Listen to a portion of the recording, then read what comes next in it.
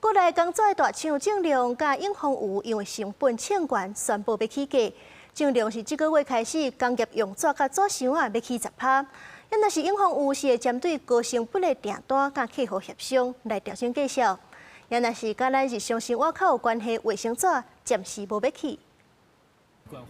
美西戰爭互能源運費等成本搶懸，國內鋼紙大廠擋袂牢，宣布起價。親像鋼紙大廠正良，因為人工運費、塗炭甲天然氣等成本貼懸，宣布包含工業用紙甲紙箱啊，這個月開始陸續起價10%。經過我們去跟他說明以後，大概都有取得共識了，同意在從5月份起調漲10%。另外一間鋼紙大廠永豐餘15開線頂發脆會，總經理陸秉正表示，因為國際情勢和運費能源，也個化工原料價格攏同步變貴，鋼紙產品會照市場狀況調整價格。不過最近因為成本壓力無轉好，4月開始已經針對部分成本懸的南山訂單做價格調整。有關係民生需要衛生紙等消費品價格動向引起關注。消費品的部分目前還沒有做相關的調整，由於這個成本往上走的狀況是需求，再來考慮會不會有調整的動作。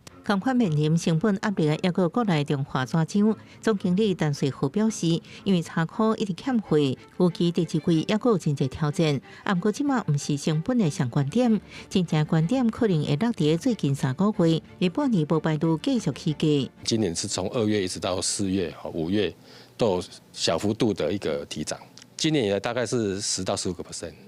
累計啊！如果說國際原料價格持續在高檔，那再加上通膨壓力仍然持續那衛生紙就有可能調漲